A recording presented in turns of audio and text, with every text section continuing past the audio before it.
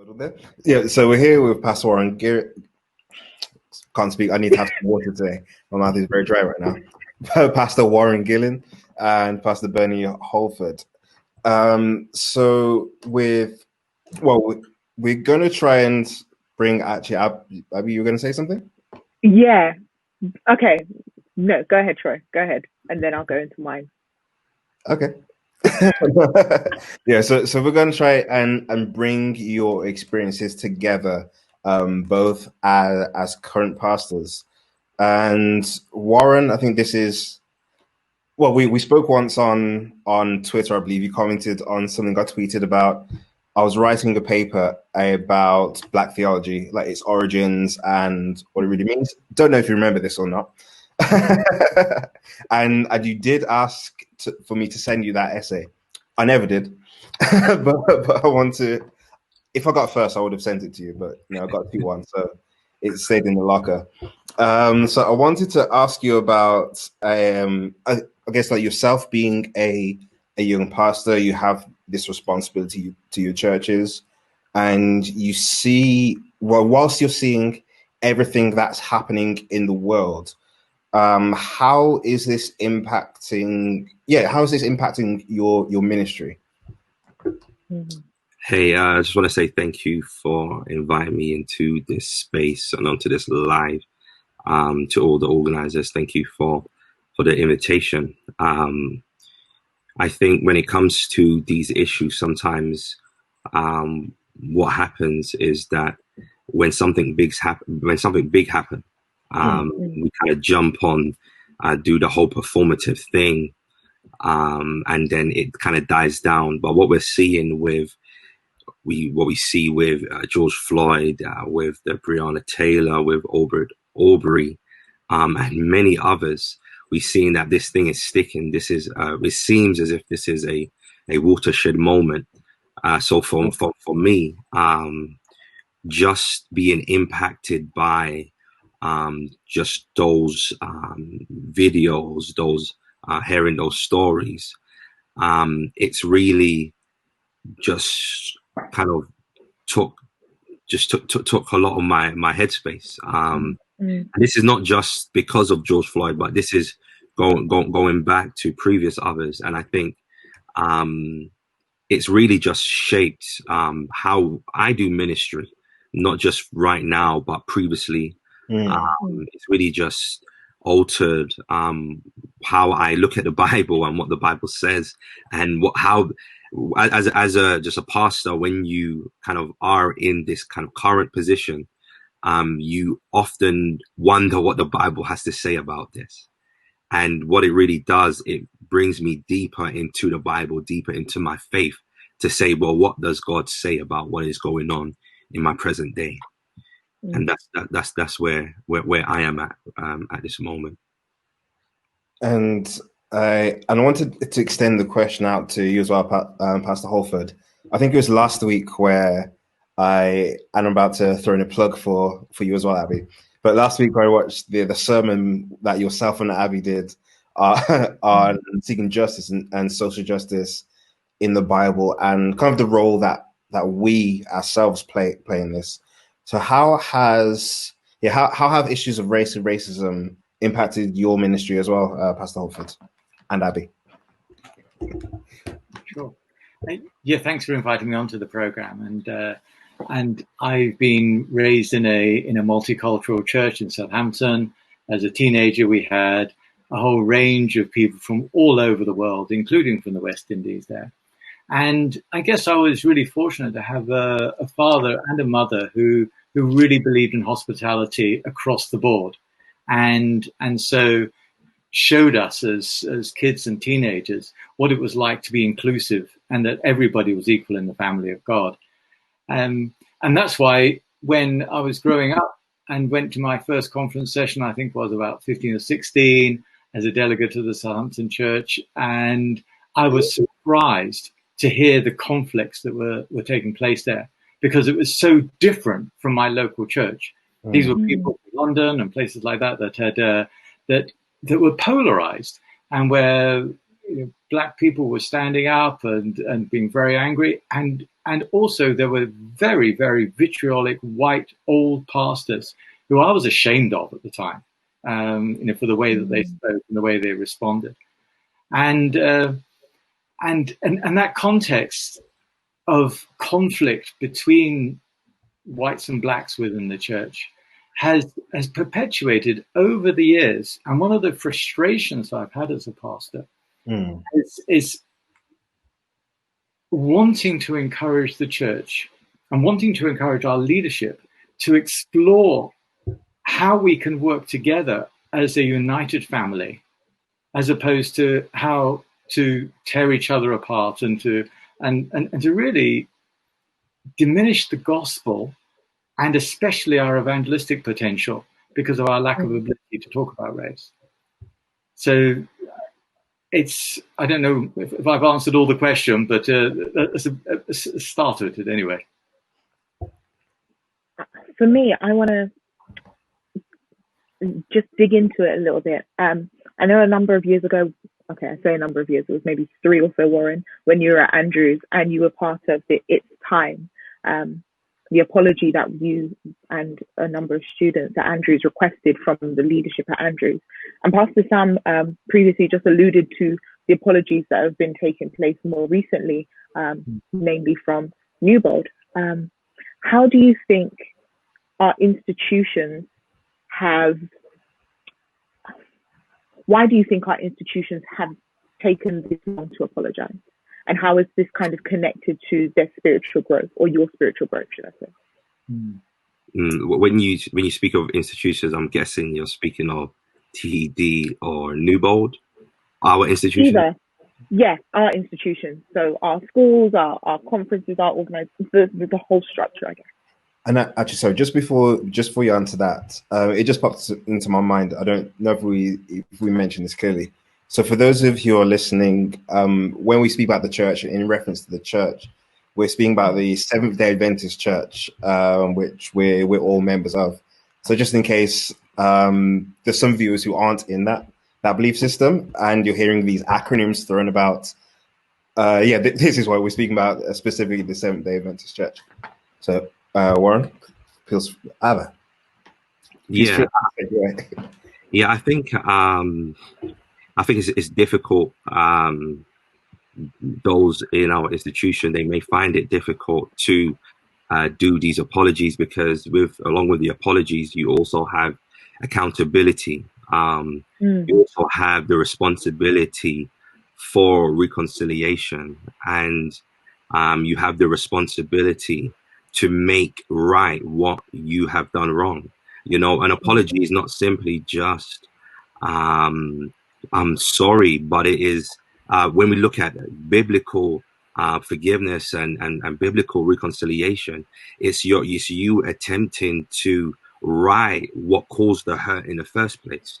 And I think that many of our leaders may not want to take on that responsibility. And I'm glad that Pastor Sam made mention of that apology, and I think it's really to ensure that we kind of hold them accountable, that this is not just a performative marketing ploy, but this is something that we are looking forward to see what you are going to do. I think it is obviously a struggle because I think here in the UK and Europe, we like to sometimes act as if racism or we are not the bad folks over here. It's only those in America it's only what's going on in America that's terrible. Yeah. We are good. We are better than what we see over there. And within that false notion, we kind of try to detract away from what our role and in our responsibility, not just in our institution, but just simply in our society. We really don't like to have that responsibility. And I think just from being in any institution, man, I guess it's political in a sense where people don't really like to say that they've done wrong or they've hurt somebody. And I think from a kind of a political point, if I am a man in power, I don't really want to be owning up to the wrongs that I have done. And I think with the TED specifically, In the past, there has been some legal issues, and I think they may be trying to steer away from that. That's just that's a speculation. Yeah. I'm just really sorry that our institutions have taken so long to get to this place. There have been a number of people who've been advocating for investigation and apology for a long time. The policy that was referred to earlier about limiting the number of black students at Newbold is absolutely racist. There's no justification for it at all. And it created incredible resentment in the black community against Newbold College. And so I've been telling them, I don't want to, sound like, this is a single-handed thing. There's many, many people who've been, and Sam Davis isn't as we've heard, is not shy about sending messages, and he's been a good friend of mine over the years, and I'm glad that he's been, a champion. Sometimes, for those of you who've done some research, I'm an absolute beginner in this area. But I've heard of this idea of white solidarity, and it's where communities, and in this case, white communities, come together and we stand against whatever others are out there. And there is something about white solidarity that prevents apology taking place. Okay. And it's not until we go through a process where we manage to calm our amygdala hijack. It happens whenever we talk about race. It's something that just washes over us. It prevents us talking rationally. It gets down to our core sense of identity and makes it very, very difficult for white people, at least, to talk about race. And so we have to, by the grace of God, find a way of calming down and saying, actually, what's behind this issue? What is at stake? Why are people going and demonstrating on the streets and talking about Black Lives Matter? And it's not because, they've got a chip on their shoulder or whatever excuses we've used in the past. It's because they are hurting. And the reason why they are hurting is because the white majority, those in power at least, have not taken the time or had the attitude, by and large, to be willing to listen to that. And I feel privileged as a pastor of a black majority church where I can't escape that. I remember in one of the first churches I went to down in Portsmouth, my members, young ladies, were telling me how white guys would roll down the window and spit at them as they pass them when they're standing in the bus stop. This was back in the early 1990s. Racism happens around. And I feel that I feel privileged to be part of a church that's trying to resolve that. But my own personal journey over the last few weeks is what we're talking about in that sermon. Was how do I catch up and get up to date and listen in a way that's going to be useful? And in the end, I discovered it starts with me. And I've got to be interested in going onto the internet. I've been really fortunate to have great friends like Pastor Paul King Brown, who've sent me different clips and so on, sent me in the right direction. And so, I bought the book White Fragility by Robin DiAngelo. I've tried to get and to understand what the issues are, and to get up to date with the vocabulary, to understand what white privilege is, and it's been a struggle, because I'm human, and the first time someone comes to me and says, "Look, white privilege," hang on, what about all the poor white people? I came from a Boilermaker's background, a working class background. My grandfather, and so the story goes on. White privilege, that might have been for some people, that wasn't for the working class. But it's not true. Eventually, that we've got to overcome our reactionary nature that denies what other people are saying and find a way of listening to it. And it took me a while to be able to listen to it to my head. Yeah. Well, I accepted, okay, theoretically it's possible. And then to go to the next level and to listen to it with my heart. and to say, these are my brothers and sisters that are experiencing this incredible trauma. And how will I, as a Christian who preaches regularly about being filled with the love of God, respond to that challenge?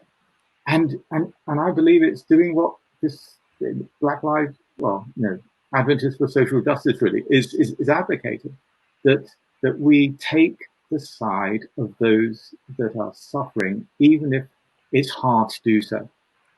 And so for myself and my own experience, particularly these last couple of months, the majority of conversations I've had with people who are opposing the Black Lives Matter movement, even at the and everything around like systemic racism and everything which comes with that, the majority of them have been other Seventh-day Adventist Christians. So in both of your positions as pastors, and I guess both, and those roles will involve the teaching, etc., to congregations. How do you reconcile your faith with your advocacy for social justice? Do you see those as being separate, or being something which naturally fits together?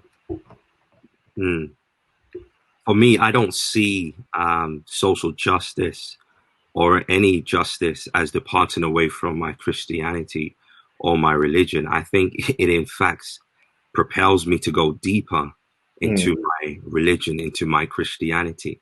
And it's literally joining with those that we read in the Bible, the lineage of prophets, the lineage of Jesus, or who all through the Bible reaches out to those who are on the fringes of society. In regards to my journey, I think it started in terms of, I guess we're kind of going into the direction of Black theology, or Black Liberation Theology, or Black theology of liberation. And I guess for me, it really, and that's a whole topic that we can kind of have in and of itself. You've written about it, Troy, but for me, it really started when I guess spending some time in America and going down to 400 West 95th Street in Chicago, where it's a Trinity United Church of Otis Moss, the third, I believe, and just listening to prophetic preaching, just gospel preaching, unfiltered. And if many of you know that was the church where Jeremiah Wright used to pastor. So every now and then, I would take that journey down to Chicago to go and listen, and these are, and for me as a pastor and a preacher, for me, I never heard that preaching from that lens or through that experience ever in England. And I said, man, I'm never going to. That's not going to happen for other people. You know, now that I am here in England, you know, we need to be exposed to other lenses other than a Eurocentric lens. You know, and I think that is key. So in terms of the journey, it doesn't. We're just following what Jesus done, man. When he says the Spirit of the Lord is upon me, you know, we're just following the prophet Isaiah when he says, "Learn to do good, seek justice." We're just following Micah, that says, "What does it require of the Lord but for you to do justice and do kindness?" We're just following what the biblical teachings. This is it right here. This is justice. This is what justice is. And I think what the work of Black theology does is that it reinterprets the Bible in a way that balances it in contrast to what whiteness or white people have done in regards to Christianity. Because what whiteness has done in terms of during the enslavement is they've defined justice as a white person coming to save you from Africa, as obey your master. That's what justice is: obey your master. And when this is what social justice, Black Liberation Theology does, it really forces you to balance just the interpretation away from what we have been taught during slavery, that we are in need of this white savior to come and save us. Black theology talks about how my Christianity and my blackness intersects. It's about God not just freeing us from sin, not just God freeing us from sin, but God freeing us from the burden of our oppressor. And it's just this idea that God is not only concerned about our suffering, but also the causes of our suffering. Wow. Pastor Holford, anything to add before we begin to move on into how we can really put this into action? As I said earlier, I believe our inability to understand and have compassion within our church has prevented us understanding the completeness of the gospel that calls us to mission to serve, and to serve in a united way. And it's my hope and my prayer that by reinvigorating a call to justice, that this will actually precipitate not only much better cohesion and understanding between our members, but the effects of that is that the world will see, they will know us by our love. Amen. And the effect of that will be the mission of the church and the evangelism in all of our very, very wide and varied communities will go forth in a way that it hasn't so far. Wow. I really want to thank you both. I feel like I'm making a lot of commitments, and I feel like I need to have like a podcast Bible study where we just begin to look at the Old Testament, because that's a lot of what you mentioned, Warren, the prophets in the Old Testament, and digging into what justice looked like for them and how we apply that today. So if you'll come back at some point, that would be a great conversation and Bible study to dig into. Yeah, whenever you know. Lovely. But thank you. Commitments. Thank you both so very much. Really grateful for your contributions and your insight into our spiritual journey and our church and the issue of race.